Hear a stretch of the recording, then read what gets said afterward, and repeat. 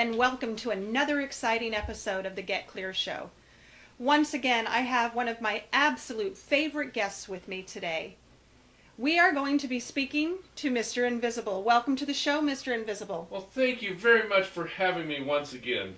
You know, it is always such an honor and such a pleasure to have you here with us. And I am just thrilled that our audience is going to have an opportunity today to learn about some of the adventures that you have recently embarked upon.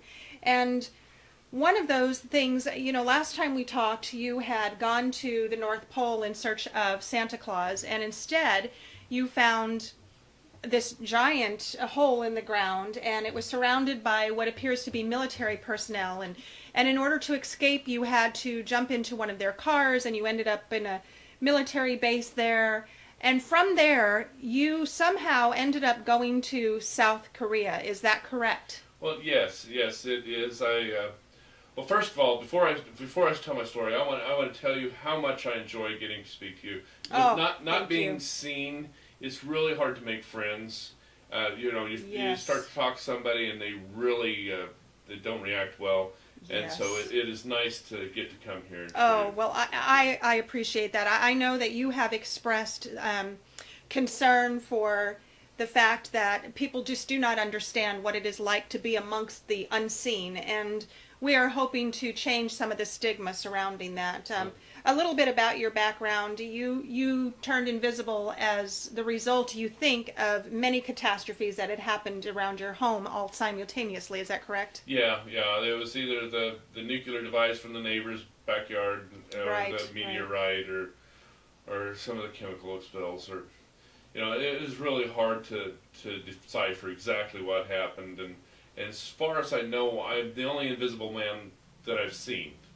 Very funny. That you are aware of. That I'm aware of, yes. Well, I've explained to the audience before that it has taken some time to get used to speaking to somebody when you're not 100% sure where all of their body parts are. But I'm so comfortable with you now. It's just another friend, a friend talking to a friend. Oh, and because of that, I think we've developed a very special relationship, and I would like for you to share with our audience what happened in South Korea. I know it's very difficult for you to talk about, mostly because you feel, or you've expressed to me privately, that you feel as if you are undermining or sort of damaging a belief that we have had about South Korea and some of the fears that have come out of the media about South Korea. It's actually North Korea.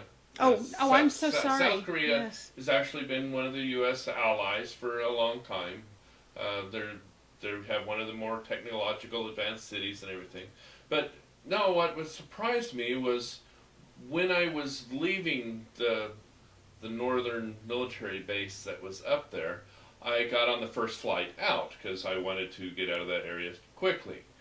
And the gentleman that was there, I didn't pay any attention, but we flew, south, because that's the only way you can go from straight north is straight south. Of course. And we ended up, he changed, there was a handful of people on this plane, and they were changing out of kind of a silver-white uniform into their green military uniforms, and it was a North Korean uniform. Oh, I see. Okay. So the then there was a U.S. pilot. He spoke English anyway, and they flew into, I'm guessing, Hanoi. I mean, it was North Korea. So you're not 100% sure where you? No, I'm not real sure what the city is. I don't read. I assume you don't language. read. Yes, of course. And I listened to him speaking, and I know that it was an Oriental dialect. I see. And but I did recognize the star on the hat and the uniform as being a Korean uniform. And in fact, when we walked by the out of the plane, there was a John Deere tractor. I was really confused at first, and then I realized, no, that pulls their rocket launchers. Of course, I'm kind of skeptical if we have anything to fear from their rocket launchers because they said Estes on the side of the motors. I think that Estes. Estes, yes, the toy model rocket company So makes wait, their wait. motors. I'm going. I'm going to interrupt I- you for just a moment. You're telling me we have been afraid of Estes rockets, toy rockets? Toy rockets. They might explode. I don't know. I made mine explode when I was a kid. Oh, Don't tell okay. anybody that. There might still But be we've been so investigating. concerned about, them starting a nuclear war and wiping out all of mankind, and you're telling me they have toy rockets? Well, I think that might be their plan. If they get us laughing hard enough, we might be easy to take over. Oh, I see. And what about their tractors? Well, they were the cheaper John Deere tractors. Which I guess that kind of makes sense. I mean, why reinvent the wheel or anything? So they You can have. get dual purpose. One day go plow and the next day go work for the army. So don't we have large tanks? Yes, and I don't think that their rockets would hurt our tanks. Really? No, I think we're pretty well safe from North Korea. I mean, they have. Let me bullets ask and you, Mr. guns. Invisible, why is it then that we are so afraid of them? Well, China tells us we have to be. I think. I did see Chinese representatives there, and I saw,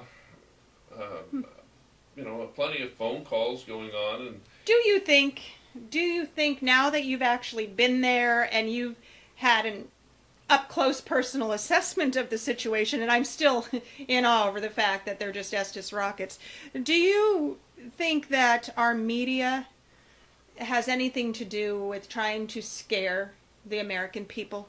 well, yes, of course, it's hard to sell news for something when there is no story. Correct. Yes. Uh, So explain, if you would, to our audience, what it's like to go places that we don't get to go and see these things. Does it change your view when you watch the news at home? Well, yes. I find it interesting. I feel like we've been lied to often. That the news itself is creating its own form of propaganda. I see propaganda, of course. Well, we accused I think it was Vietnam back when I was a child, that they used to always tell us how the people of Vietnam were being brainwashed by all the music being played all the time.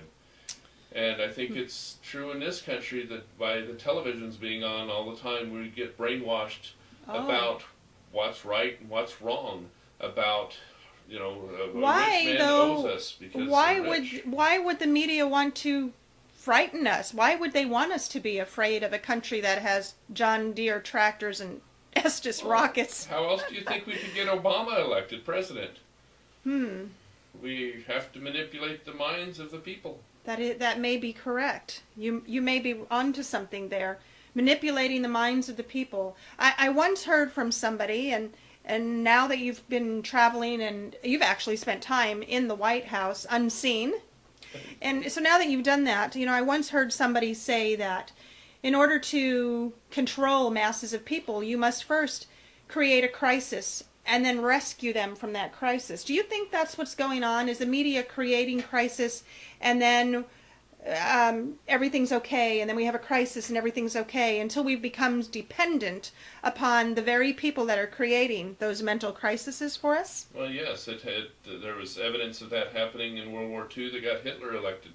Wow. And I Unreal. feel like if we look back at the past and know what leaders are capable of doing in order to maintain control and power, we might be a little more skeptical of those that are in power now.